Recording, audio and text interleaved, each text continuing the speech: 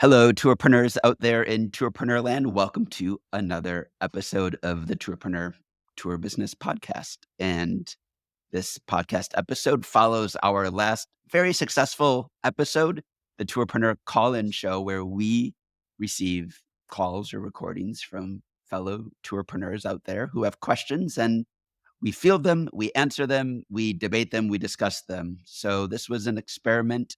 If you go back a couple of episodes, you'll see our first episode on this, and we're going to keep doing it.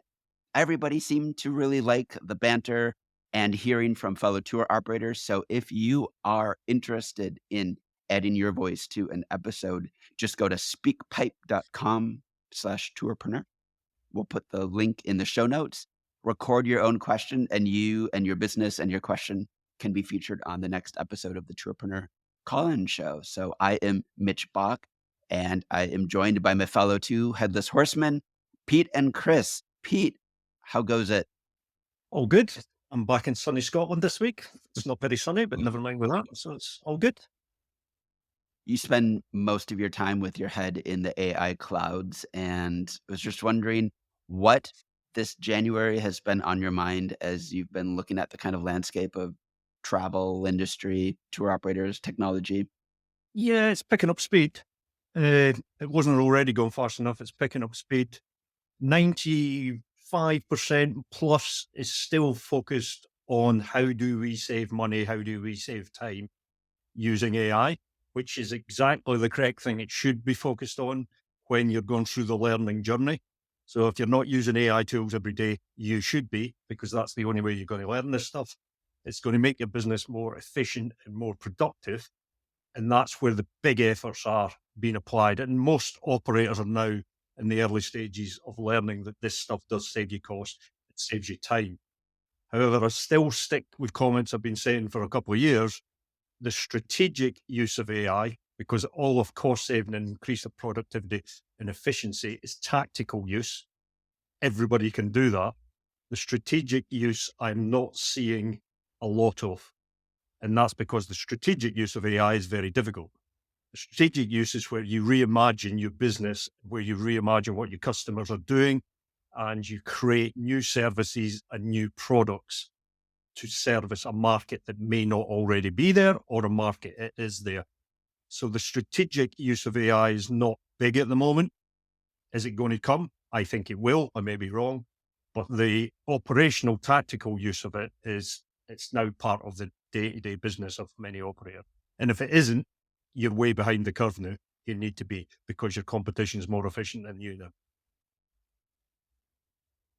Joe Pine talks about something beyond the experience economy that everybody hears us rag on about, but he talks about mass customization, the opportunity to be able to offer something very customized at scale to a lot of people. And on this sort of AI level, you're right. People are thinking about content, they're thinking about maybe business strategy or data analysis, but we've talked in the past about the rise of kind of self-guided options for tours, and I feel like operators are just waking up to the potential for AI to be able to connect with what they love, which is human. You don't have to throw the baby out with the bathwater, but you can create complementary services at a larger scale that can connect with what your human experiences are doing, but be able to offer something before a trip, after a trip, in addition to a trip, or complementary to it, that sort of starts to create entirely new product lines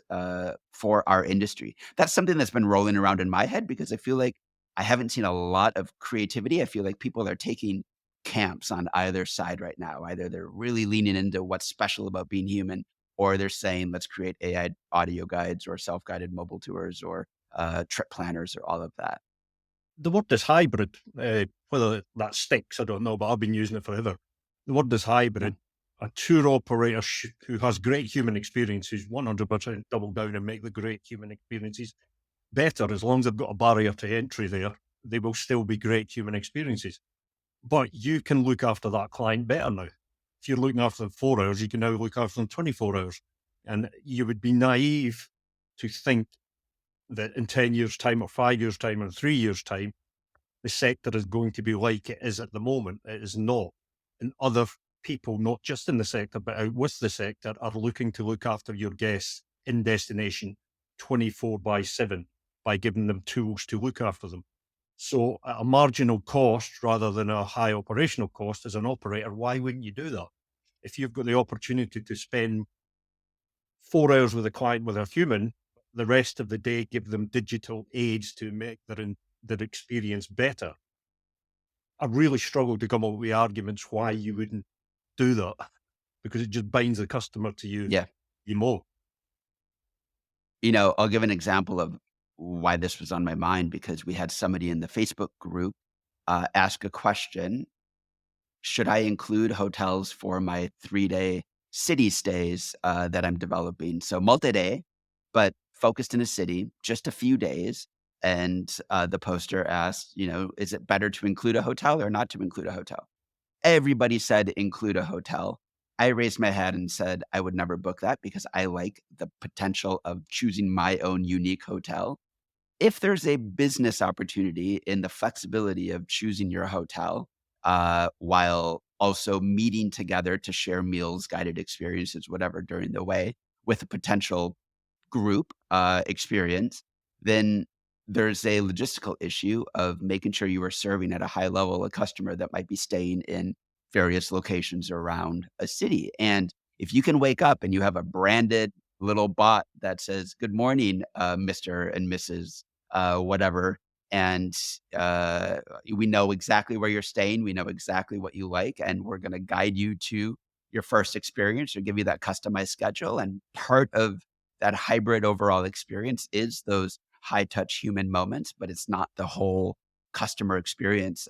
It's a no brainer to me, and I think those types of models are really interesting and largely unexplored by our industry. No, for sure. No, I've actually spoken about this at the event I was at recently in Ireland.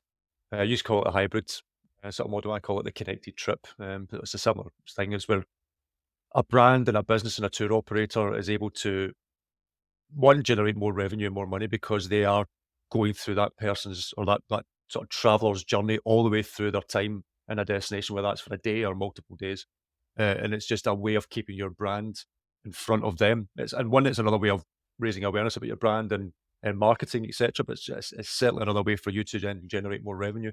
And having something that's a hybrid or a connected trip of both digital and in person, I think it's a way all tour operators, in my opinion, this way travel's going to go over the next few years. So yeah, as Pete says, if you're not already doing it, and some of your competitors are, then you're certainly going to fall behind, and people will more gravitate, especially with the younger sort of generation coming through who are more digital savvy, et cetera, et cetera. No, they are going to be looking for that type of thing. So the fact is, if you don't have that, or you're not even thinking about it, then you are going to be left behind everyone else who is. So I've been working with a few larger operators this week, and I see the same thing happening time and time again, and it's happening now as well. It happened in history 10 years ago, 20 years ago. It happens time and time again. Every operator, no matter what size you are, has strengths, has capabilities, has assets, be them intangible or fixed assets, and also has weaknesses. And they come up with a business and it performs to a certain level. If I then look at the businesses who are all 7 figures plus or 8 figures in a community, what's the core difference between them and the businesses that don't grow to that level? It's not necessarily their strengths and their knowledge and their experiences that they're delivering. And it's not necessarily the smaller ones have more weaknesses either. It comes back to something I was talking about last week, which is risk. And I was talking about the risks that I see in 2024 impacting in your business. The biggest risk an operator has is not taking risks. And the operators who get to a reasonable scale, 7 figures and above, or beyond, the main differentiation factor I see between them and the operators that don't is their willingness to take risks.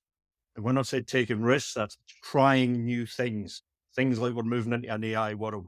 There's certain operators that will go this way because their risk acceptance is higher than other operators.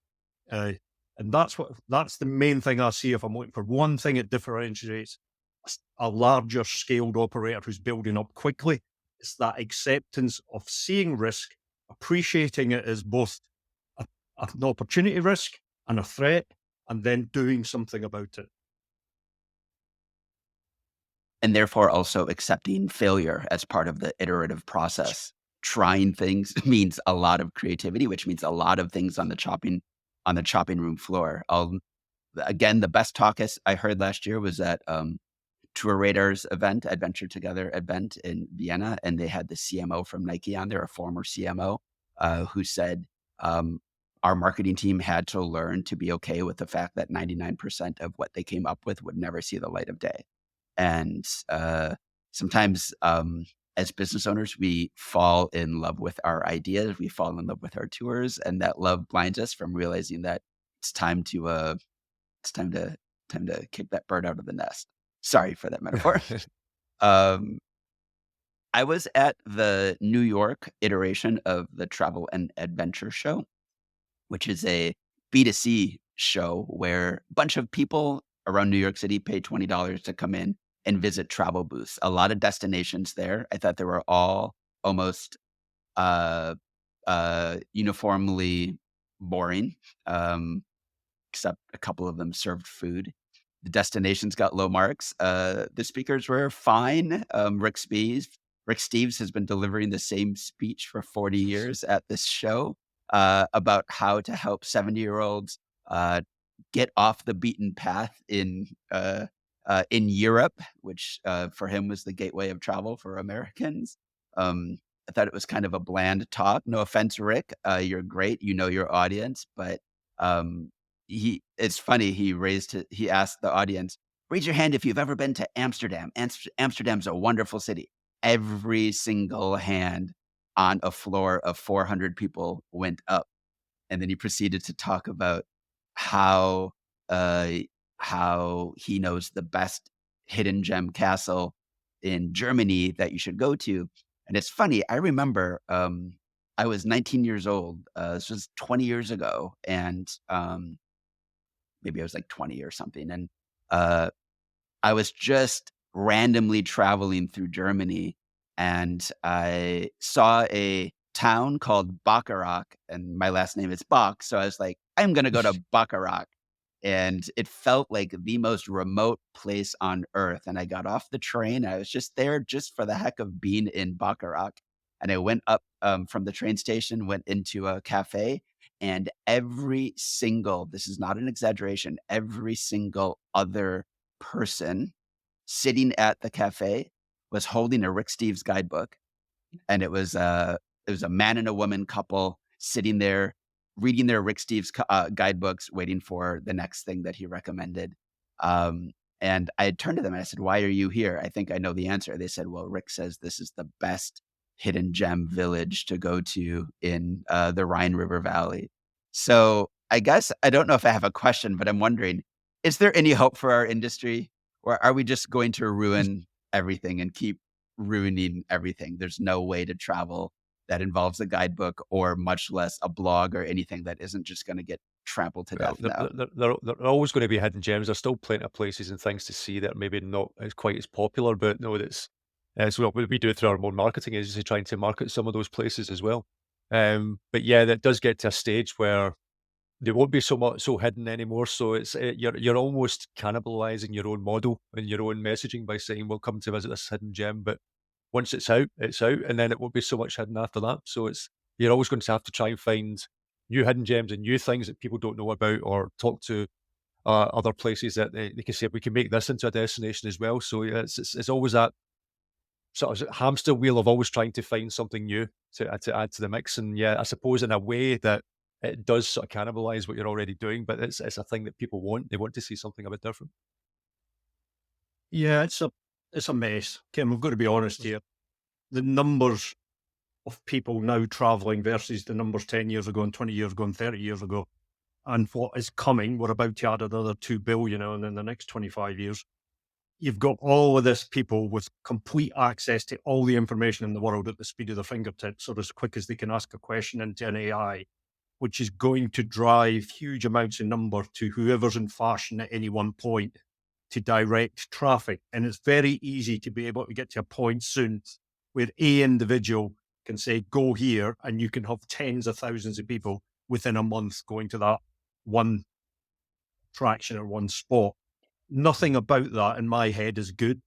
It's all just a complete mess. It's going to cause travel a complete. I mean, we're seeing the early warning signs and the early trouble of this happening, and we're only at stage one, and there's another 10 stages to go to it. So it's really horrible to see it happening because it's going to blow back in travel space. There is slight solutions. Like, so I was traveling last week in the Balkans, Montenegro, Bosnia, Croatia. No one's there. It's empty. I was at the bottom of the steps of the Game of Thrones, the famous steps. Shame, shame, shame. Only person there. Only person there, because it's January. When you go there in July and August, you cannot move there from 6 o'clock in the morning till midnight with thousands of people squeezing there. So there is ways it can be addressed by educating people, just moving out of see it. It's not always possible. Kids, families, work. I know all of that makes it different, but just seasonality can move some of this volume around, give the people visiting a better experience, and give the destinations and the locals a better experience than the craziness that we're all gone. Am I confident about this going forward? No, I think we're going to create a quite big cluster mess that I'm not quite sure how to fix. I'm a little I'm a little on your side with this, Pete. I don't think there's a lot of hope. Um, I think the incentives are misaligned right now. Now, listen, I do not do destination development work. I'm not a sustainability expert, and a lot of this conversation happens in that sort of space.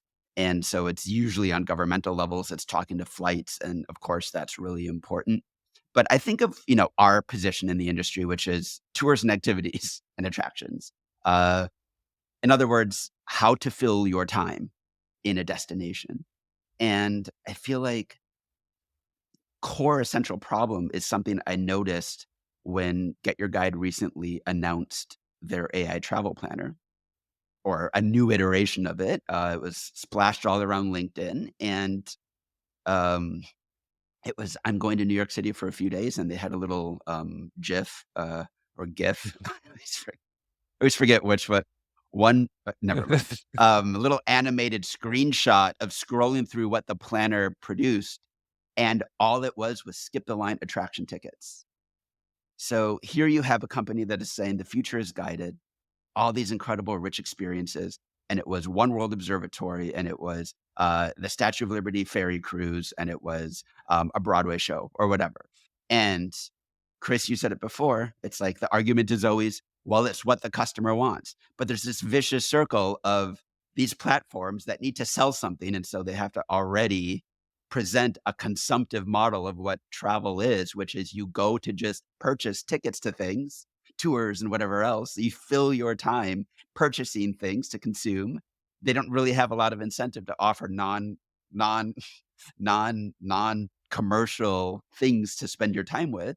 And on top of that, they're responding to a customer that they've trained to want a certain thing. And so it feels like it's just like a vicious circle that I don't know how to exit from when there's so much money, billions of dollars of money being pumped into essentially platforms that just want to continue to sell, sell, sell, sell, sell. And so it's sort of like the way gentrification works in New York City. It's not that the hip neighborhoods move around and it becomes cheap again elsewhere. It just all becomes over commercialized, expensive, and 2 billion people in the next, I mean, we're outperforming GDP uh, around the world by 2x, 3x, 4x, 5x. That type of idea of growth is extremely scary to me as a direction for our industry. If you give customers what they want in tourism going forward, tourism will be regulated to hell. Because if you give them what they want, you'll end up with a complete and utter mess. And then that will be fixed by regulation coming in at scale. And we're already seeing it to harm. So what does that mean? That means the only way this changes is by tourism organizations, whether you're DMO, whether you're a tour operator, whether you're a hotel, whether you're an airline, everybody in tourism would have to then start giving what destinations, what the planet, what the world needs not what the customers want. Now, that's easy to say. Is that going to happen? No. What we're going to do is give customers what they want, and then we're going to end up having to regulate the hell out of it. That's life. Yeah. Okay, let's get to our call-in show. This is actually meant to be a call-in show where we respond to other operators and we don't just pontificate and bloviate. Let's go to our first caller. As a reminder, Pete and Chris don't know what's about to be played at them. They're just going to respond in real time. Here we go. Our first caller. This is Sean Grant from Great Falls Travel in Washington, D.C. This is a marketing question. I am considering purchasing a tour company that operates without a website. They do maintain an active Facebook group and utilize an email list to inform their customers about their new tours. To better assess the effectiveness of their digital marketing efforts, could you suggest 3 key questions I should ask the owner regarding the email marketing strategy and social media presence? Thank you. Well, good question. So you're looking to purchase a company who doesn't have a website. That's the first thing that doesn't really compute in my brain. It's like how have they survived this long without one? Welcome to the old world of multi-day Mm. tours. You build a little audience. They're faithful to you. You meet them at road shows or in high school gyms where you host a meeting with free coffee and they book your trips. That's the old American Mhm. way of selling multi-day to these small communities. Yeah, well, it's a similar position to another Sean who was with us in one of our huddles when he bought over a company. It was a similar, although they did have a website, it was a similar position in terms of having a company who had a really strong sort of customer base of repeat customers because of a particular age group and things like that. So, and I suppose that's one of the questions to maybe ask this company that you're thinking about buying from is the email list that they have. Who are the demographics in that list? Where did that list come from? Is it purely past customers, or is it people signing up to through other methods? The fact that they don't have a website, I suspect, is past customers. And how many times are they repeat customers? How often do they book tours on a regular basis? Every year, every couple of years, things like that. That's the sort of questions I would be asking in terms of the list of people.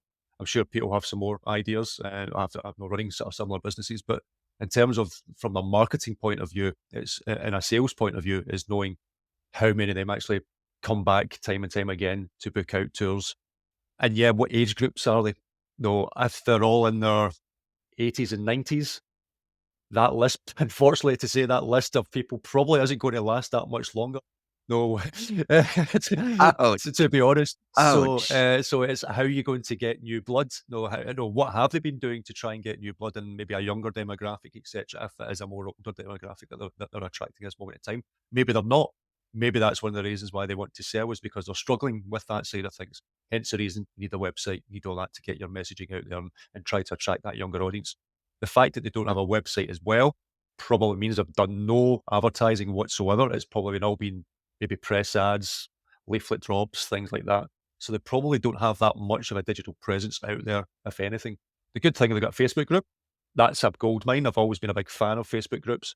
How many people are on there, finding out the demographics on there. Are they only the customers of the people that they served as well? Again, that will have the same possible issues as the email list if they're an older demographic. How they would bring in a new blood, etc., etc. So that would be maybe 1 or 2 questions I would ask at the start. Who are they? Who are the demographics, the type of age groups, etc., and what have they been doing to try and get new blood into that list? If it does indeed, from what it sounds like, it tends to be a business with an older demographic. I'm sure Pete's got some stuff on that as well. Yeah, so this is my world. I love this stuff. I'm a big fan of buying businesses rather than doing startups, having done multiple of both myself. Buying was always more successful than starting and quicker. So I'm a big fan of this. This sounds like a really old business. Again, that's a big plus for me. If the business has been about for years, that means it's been generating enough cash flow to feed whatever it was needing to feed for the years. So that's a big positive. Not having a website obviously is a big warning sign, but again, it's threat and opportunity. Professional operator coming in and sorting out that marketing, and then that marketing presence means the upside is is quite big on something like that, as long as it has enough traction as it is. Chris covered off the lifetime value of the customers. Who are these customers? How many times the booking? What's the lifetime value of them? What age they are? What profile they are? Again, how are they booking? If somebody hasn't got a website, they probably haven't got a payment system that is up to date. I would want to know the whole process of how they're booking. A big warning sign on this is who is the owner? Because when someone hasn't got a big digital presence or a big market presence with marketing, it normally means the business is built a lot on relationships with the owner and their networks. And then if you're buying and that owner's disappearing with all your cash off to the beach to drink cocktails, probably all of their customers could disappear off with another company as well on there, because it's been built on the relationship of the owner. They may not, it seems strange in today's world not to have a website. This individual may be the best networker you've ever met, who may be at events every single week of the year, face-to-face events, networking, and bringing in several $1 million a year without a website. That happens. And as crazy as it sounds, particularly to younger people, that still happens. So the relationship and how that whoever owns this business is generating the business is my biggest warning flag here. But on the other side, opportunity. And there's three different businesses when you buy. You can buy a really good business, you can buy a medium business, or you can buy a bag of spanners, a useless business that's broken. For most operators, do not buy the best business you can get, because the chances are you can't improve it that much. If it's singing and dancing, you cannot add much value.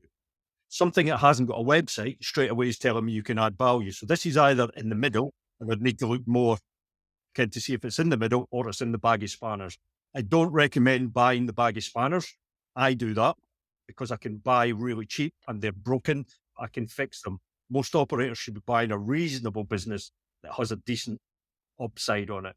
And this is settling. We know this is not at the top end because it's not got a market presence out there. So it's going to be in that middle end. So there's a lot of opportunity, it sounds like, but the relationship thing would worry me a lot. How is he or she generating those customers? Because it sounds like it's relationship driven. Yeah, it sounds like it's all based around that individual, doesn't it? So I'll translate for an American audience. Is it a fixer upper or is it a tear down? Do you do you see some good bones in the structure of that business?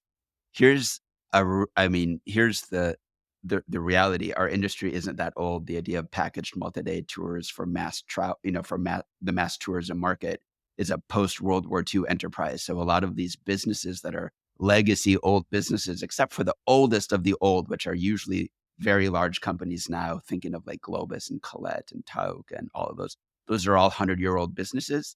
This like second tranche of businesses are like 60 years old, right? They're not the people that led the first, Europeans and Americans on, van expeditions through the hills of Switzerland, but they came in after World War II and sort of capitalized on the fact that suddenly jet travel was cheap and, or getting cheaper, and Europe was getting a lot easier. This is when those guidebooks like Frommer's were coming out that were helping people understand how to navigate places that are not the United States.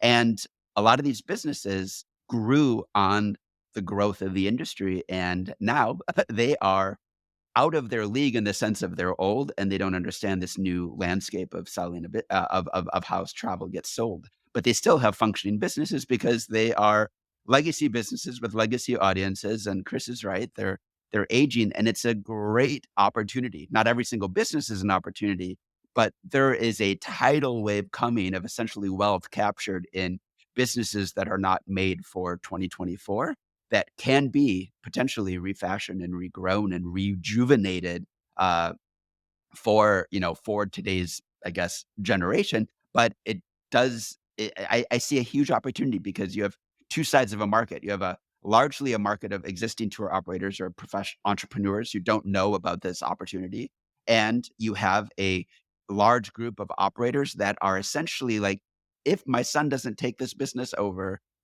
then it's just going to sort of die. And they don't understand what it means to create a saleable business. And so I think maybe it will or won't happen, but I see an inflection point just just demographically right now, that is potentially a huge opportunity for acquisitions.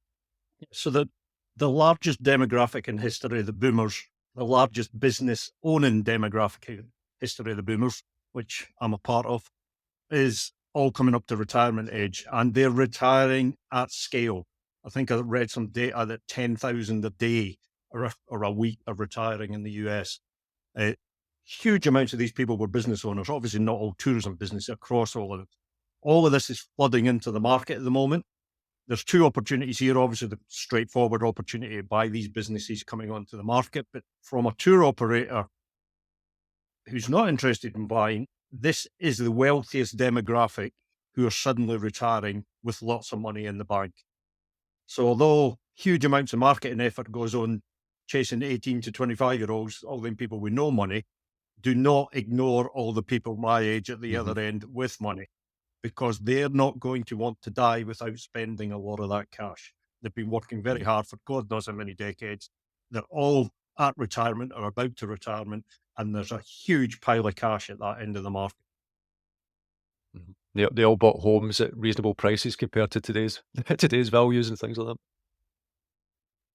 that. Yeah, let's not get into that, or this is going to be another hour of soapboxing. Um, But I will also say those boomers are going to be the initiators of the greatest wealth transfer in history as well, to their children. Tens of trillions of dollars over the next decade or 2 are going to be going into the pockets of other people as well. Not if you Very like me, 'cause unevenly, I've but told my kids they're getting nothing. I'm going to spend everything. What did I work out? I think I've got 217 months left or whatever it is I've got left. They're getting nothing. They got an education. That'll be I believe I believe demographers, group you into the cranky boomer all right. generation group, subgroup. Next call. Get ready, set, go. Hey guys, thank you so much for taking this call. This is Cherry with My Ability to Travel. And I have a question, and I believe it's something that maybe Mitch had discussed at some point about a way, and I was calling it hybrid tours in a meeting I had with Peter the other day. But I actually have a question about a way that you would have like independent travelers. So we could build a document, maybe in AI, some type of document that gives travelers information that they need on the area that we're covering, but then they have access to like an on call guide, or they have a guide stopping by 2 or 3 maybe times during a 10-week period to check in on them. I feel like this is something that maybe Mitch discussed at some point, and I was just wondering if you could elaborate I on did how to discuss make it, that work. Thanks. Cherry, about 15 minutes ago with Pete and Chris, and also several times. I bring it up all the time because I think I'm still a little sore. I pitched essentially some sort of version of this, to a very large company with a lot of inventory and a lot of, types of inventory, and they called me an idiot, and I think it is going to be the future. But this isn't version of what we happened to sort of discuss, a little bit ago, Pete and Chris, but I think Cherry's inflection is actually more focused on the design. Like, what are you building? What are you using the technology for? What does this independent mode of travel look like? And how does it connect with moments of group experience and moments of shared or guided experience as well? I don't know if either of you want to tackle it first. Well, from an information point of view, if you're going to have whether it's a some sort of app or some sort of AI chatbot type thing, which it sounds like that's the sort of thing you're thinking about uploading your own information to it, so it's purely focused on your own business, your own values, your own voice, etc. From that, it's just making sure that the content you upload to whatever it is that's going to create all this information is spot on for the customer. It's not just dry facts and figures and things like that. It's actually going to be something that benefits them. Now, why should they use it? It's like any app that's produced out there these days. What is it that's going to make me want to use it and download another thing for my phone or whatever that would be? So it just really needs to be, it needs to be really thought out in terms of how useful it's going to be for the end user. What type of, is it going to be, travel guides as they're traveling around? Is it just going to be information about the business? Is it going to be a combination of all these different things? But again, there's tools out there. I know Pete looks looks at a lot of these different types of things, and I've been testing them out myself as well, where you can actually upload all your own information, create your own chatbots, and for the most part, they're actually pretty decent. Chat GPT has their own way of being able to create that type of thing as well, and there's other platforms out there that use similar methods. So it's just just making sure that the information you upload part of that is the main crux of it, is just making sure it's useful for the user at the end of the day. And making it unique to you and providing stuff that only you can provide that no one else can. If it's just another information app that you can easily get on a website or something else, then I'd probably say it's not. I wouldn't bother going through the hassle of doing it. But if it's something useful, then yeah, for sure. That can then connect to different platforms and different other things as well. Yeah. So disclosure here, I have an advantage because I know Sherry's business, because she's a coaching, she attends our coaching sessions, and she's also attended one of our huddle retreats where we do deep business dive into each people's business. So she's a multi-day operator in southern Italy, mainly with American clients on multi-day trips of reasonably, not luxury, but high value multi-day trips coming into Italy. And she's suffering here a little bit from some I call shiny object syndrome. She's seeing all these other tourists arriving in her region of Italy and other regions of Italy who are self-guiding, who are finding their way about doing stuff, but they fit her profile, similar age, similar spending power, coming from the USA. So there's all of this other market she's not been out dressing because hers are guided tours coming in. I'm a big fan of building from strength. Like, if you're going to build out, you build out from your core strengths and core abilities and build from that. Don't create something completely new. So if you're a multi-day operator dealing with a set market, I wouldn't be building something attacking people who are doing random 1-day trips, 2-day trips, 3-day trips, and general travelers. I would be wanting to build tools that's going to that will make my multi-day customers' experience even better. Right? So they're not with a guide all the time. They're there. Can you do something that will enhance their experience more? Is it better? And I know Sherry only operates in one region of Italy. Is it better to operate in another region of Italy on the original model and double your business, rather than going for volume of customers on these tools where you would get more customers than you'll do on a multi-day inbound, but it's a very different business from what you're doing at the moment. Some businesses are capable of having different channels and different businesses if you've got the resources to do that. But if you're resource light, like most of our community is, build out from your strengths and your knowledge. Don't jump into something that is quite alien to you. So I would be serving her existing customers better with tools, and then introducing her existing customer base into different regions, again, with a bit more tools to help, but not a completely new channel or a new model. Yeah, so there's 2 questions here. Is this the best business direction for Cherry? And then also the larger question of, what are we doing with these kind of hybrid tours? And I think one, I've operated tours to Europe for Americans for a long time. I've also been on the tour leader side of the equation, back in the day, where I would sit there in Europe and wait to welcome and guide around groups. And, one of the probably biggest needs or pain points of this kind of audience is oftentimes they're arriving in the destination before your trip starts, sometimes 1, 2, 3, 4, 5 days in advance. And it's usually because you're creating a trip that is not staying in Paris, but meeting in Paris and going through the Loire Valley, going up to Saint Malo, going over to Normandy, and then whatever, and coming back, or you're going to 3, 4 countries or whatever. And so I feel like the tour is a large and missed opportunity for operators to surprise, delight, and service their guests before the tour even starts. And this is where I think some of these discussion points can be relevant to you, Cherry, but also I think opening up a larger door for our industry because this technology allows you to personalize according to the unique decisions that that couple has made before they join the group. For example, they've decided they are going to stay for 3 days versus 5 days versus 2 days. You have the opportunity to use technology to enable a customized experience that you can offer them.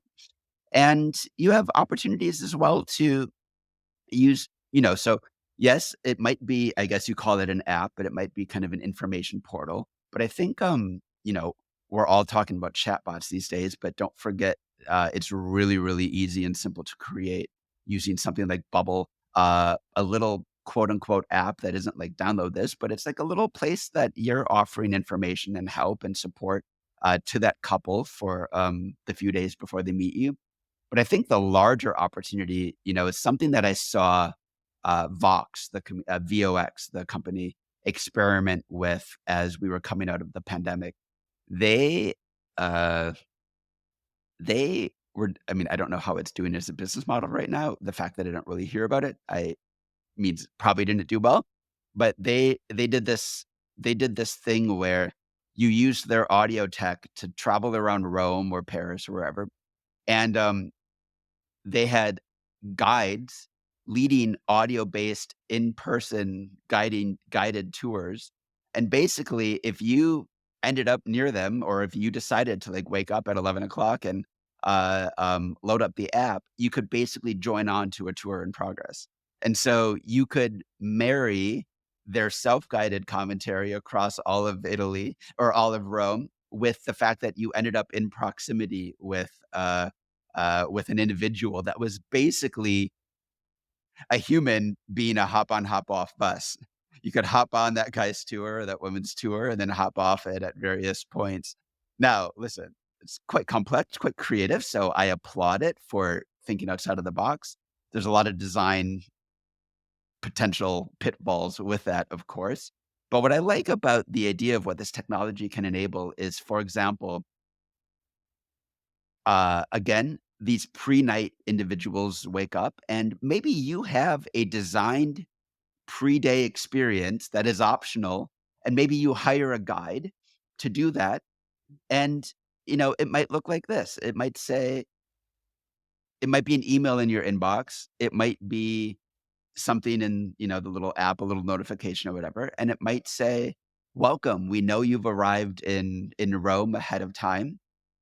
Should you choose to accept this adventure at 2 o'clock today, go to the bottom of the Spanish Steps. There will be a man in a red hat and go up, use this password, say it to the man. And if he responds, blah, blah, blah, follow him. And we have a pre-trip adventure plan for you. Now, listen, I'm making this up, so don't do this. But here's what you're enabling. You're enabling a feeling of emotion, a feeling of surprise. So you're not just using technology or an app or these kind of, potential engagements with human delivered through technology. You're not just doing it to give them more information and feel them more set up. You're doing it to add a little emotion to your trip. Because then at that welcome dinner where everybody's finally gathered for your trip, suddenly people are talking about the man in the red hat and that adventure that they went on or whatever it is. Use technology to enable surprise moments, to enable emotion, to create a more interesting journey for your customer from the moment they start the trip, which is before they even meet you, to the moment it ends or whatever. That's where I hope we're starting to use technologies to actually think creatively, not just replacing guides and delivering boring AI generated crap delivered to your ears. So there's a constant stream of crap flowing through you at all times. But instead, using it to make us feel more alive in a destination. And I think there's just a completely untapped potential for technology to enable it, not to replace it. But it needs creative people out there doing things. Final call. Hi guys, it's Aaron here from Tri Island Chocolate. We are a culinary tour experience. We do a Rastafarian tour. We do make your own chocolate bar experiences here on the island of Grenada. We basically are really keen to try and get some guidance in how we can connect with the cruise ships. We have a fair number of cruise ships that visit our island every season, but we have agents or an agent which controls the vast majority of the tours that end up being submitted to the cruise ships and being taken on. We're really keen to try and connect with them directly through the shore excursion departments. Really struggling to connect with the right people, as there's a lot of people when it comes to cruise ships. So any guidance, any support, how we could connect with the different Caribbeans, P&Os and so forth, and try and offer our excursions directly to the cruise ships instead of having to go via an agent. So any support would be greatly appreciated. Thank you. Basically, an operator in Grenada wants to get their chocolate experiences and other tours in front of cruise ship passengers going on short excursions. Ah, good. Cruise ships. That's an easy topic without a lot of conversation around it. Uh, Pete, thoughts about shore excursions? Yeah, we've seen this week we launched the world's biggest ever cruise ship. Just been launched this week. Pictures all over the media. Just happened to mention that no one seems to be noticing that there's a whole host of horrible people with really cheap technology now that's attacking ships, and two massive navies can't stop them doing it. So cruise ships are a target going forward, 100%. But that's another subject. This is really difficult for small operators. This is really difficult for small operators because the big cruise ships work through big agents who have got it down, because these are multi-billion-dollar businesses with big agent relationships. So there's many, many people in the channels there. It's not impossible. I'm not saying it's impossible, but it's really difficult for you as a small operator to get someone in that company with each of these different cruise companies who's going to contract just your experiences, because the agents are contracting dozens and dozens and dozens of experiences and working with the cruise ship operators on that. So this is a scale game. As you notice, the size of these things, it is 100% a scale business. So if you have to put yourself in their feet. Why would they want to contract with you as a single operator with all of the complexity of doing that? Because they have to do it hundreds and hundreds of times in multiple destinations. So they're going to go with an agent who's got lots and lots of operators in contracts that they can deliver the package. Now, there's ways that can be hacked around that, and you can chase and eventually get someone. They probably just keep referring you back to the agent. But there is a certain percentage of cruise ship passengers book direct. It's not a high percentage, but as the oldies die off and the youngers start doing more cruises, God knows why they would, but they obviously do. There'll be a chance of more and more direct bookings for cruise ships. People got mobile phones. If you've got a decent digital presence, you know how to market, you know how to do geo marketing with Facebook ads and the rest of it. There is a market of getting direct bookings from the cruise ship. And I've seen it happen time and time again in every cruise ship destination. It's not the ideal because it's quite expensive marketing, but the margin of getting the booking direct will justify it. But the other route, I really think you need to work with the agents to get this scaled up quickly. The challenge of working with the agents is when you slice the margins, it rarely makes economic sense, and a lot of the time, because the margins that is asked are often ginormous to beyond the point of worth doing it. Yeah, you mentioned their Facebook ads and things like that. No, and that was one of the things I was going to advise on. Is like if you're targeting the consumers themselves, running the geo-targeting ads directly on the port, but also figuring out where the ships come in, and even setting some of the ads out in the middle of the sea, so they get it maybe a day or two beforehand and things like that. So your ads are popping up saying, look, when you arrive in my destination, would you like to take out this tour? Yada yada yada. Doing ads based on that and figuring out where each ship comes from, the way that they come in, the way that they travel, as well as the ports as well. That's a great way of just getting in front of your customers, because your customers are going to be on their social apps and things like that as they're on the cruise ship pretty much every day, all day. So it's something to maybe consider as well by targeting them direct using Facebook ads. Yeah. Who takes a cruise, or like the big cruises? The least adventurous kind of traveler out there, because it is completely prepackaged to the point that you don't have to think about anything, and you know exactly that you'll get the mashed potatoes and meatloaf and tacos and everything else that you love at home in an all-you-can-eat buffet with Broadway shows, even though you're in Grenada and you shouldn't be watching a Broadway show. And then it comes to the shore excursion. So what are the emotional pain points that that kind of cruise passenger wants? Well, first of all, they want safety, and that's the big thing that the cruise companies, which are a cabal, when it comes to shore excursions, tell that passenger. They say, "Don't you dare book with anybody else but us, because the minute you do, we can't guarantee your safety."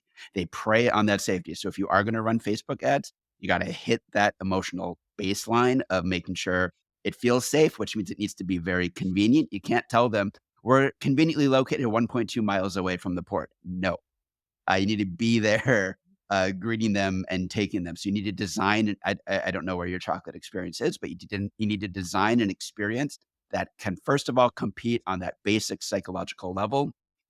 Second of all, Pete is absolutely right that the customer that might be on that boat is not always the one that wants the cattle call, load up the bus of 48 people and take the shore excursion to blah, blah, blah, blah, blah, blah, blah. There's a certain percentage that are going to want something elevated or different or better. And so, on a second level, your Facebook ad says avoid the cattle car buses, and taking you to the cheap touristy excursions run by the cruise ships.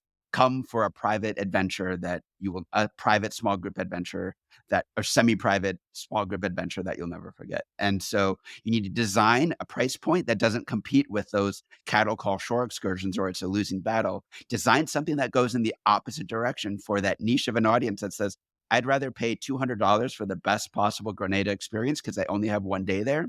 And by one day, I mean 5 hours.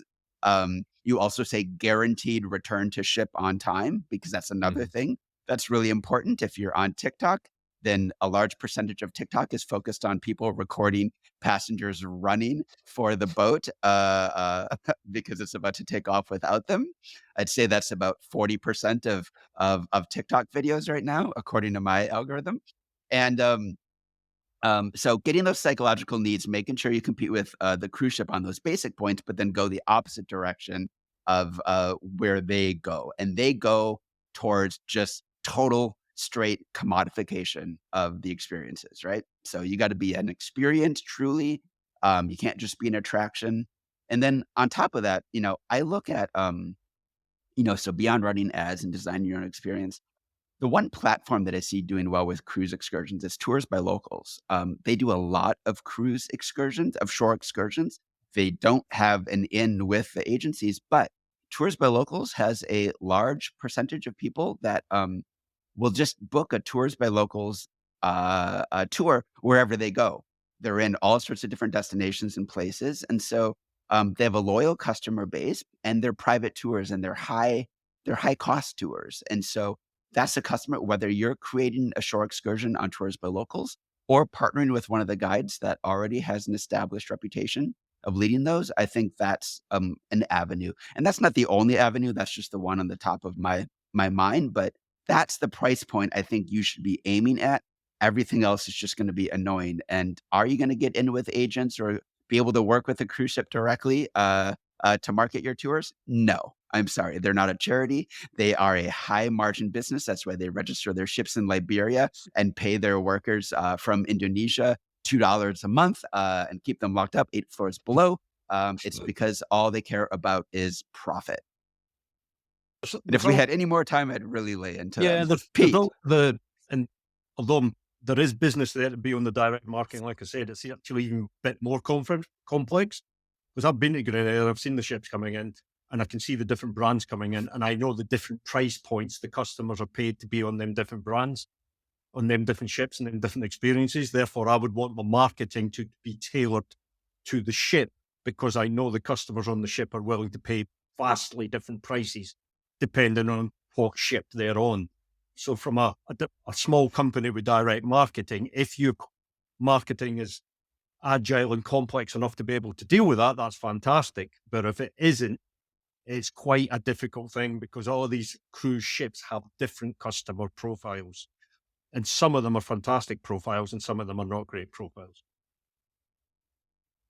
Yeah, that's partly it. As tailoring your messages for that, and I've never been on a cruise, so I'm not too sure how it works. But no, if you've got boats coming in at different times, or I imagine maybe different days of the week and things like that, certain cruise lines will come in, and it's maybe telling an ad on a Tuesday, a Piro's one's coming in, or on a Wednesday something else, then and tailoring it for that, and then having a messaging, changing your prices accordingly. But I agree with Mitch. No, if you're going to fight a losing battle, if you're just up against all the same sort of group tours and everything else, no, you're just another one offering the same bog standard tours, going to a particular destination. But if you're offering something a lot different, that will help you stand out. You might get less people paying for the tour because it's maybe so niche and a higher margin, but you should eventually make more money because no, you're going to sell a good number of them for those people who do want something a bit different. And there is plenty of people out there who do want something a bit different. There's a good book on this called Category Pirates, and being a category pirate means you create your own category. You don't compete with everybody else. You go in an opposite direction, and people can't compare what you do to anything else. And you're going to lose a lot of customers, and that's by design because you don't want to have them. You want to have the certain person that goes, "That's my experience." And I'm constantly recommending people do that because I think it's also creative and enjoyable, and it makes you feel happier about the kind of business that you're running, and you're not just sitting there freaked out that your competition lowers their tour by $1 or you lose your ranking on a platform. So it's also got a quality of life element to it. We promise to keep these to an hour. They're getting spicier Yes. every time, or maybe it's just me. No, it's been good. Yeah, I like the format, as you say. No, we don't know what's happening. No, we might have some sort of differing opinions and things like that. But at the end of the day, the person who's asked the question hopefully gets something out of it that can help them grow the business or maybe rethink what they're doing in that sort of sense. I think it's a great format. Maybe it's because we're all doing a dry January. We're all agitated here on January. That might have something to do with it. Good. As always, you should remember that we have a free Google course from our sponsor, Google, at tourpreneur.com/Google, which helps you understand and enroll in Google Things to Do, which is a really easy way to load your tours and get more direct bookings and get more visibility across Google. It doesn't hurt to try. You know why? It's free. So go out there and visit our course. Always, as always, there's a lot of resources, show notes, and more on tourpreneur.com. Join our newsletter, This Week in Experiences, and join our Facebook group for peer-to-peer non-commercial advice. And Pete, I'll leave a final word to you. So February's just about. I can't believe we're already in February. Tomorrow, as well as normal coaching calls from all of us, we had something like 16 different coaching calls during January with 6 different coaches. During February, I'm going hard on it, as well as my normal strategy courses. I'm doing a B2B workshop over 4 weeks to help operators grow their B2B relationships and get more distribution. This is what I'm going to finish on because this has been said to me several times this week for the operator, and it's wrong. Several operators indicate it's too hard to compete online. It's saturated online. It's not. Like, there's nearly 9 billion people in the world. An online audience is completely undervalued still 30 years after we started being online. If you can build an online audience with a digital footprint, combining your web, combining being on lots of other websites, and have a group that you can build a community out of, an online audience is probably the most valuable thing as an operator you can build. It's totally still underappreciated. It is not a crowded market if you can get your own audience online. All right. There you go. We'll see everybody again on the Tourpreneur call-in show, and send us your questions and we'll get spicy with them. All right. Enjoy. Bye.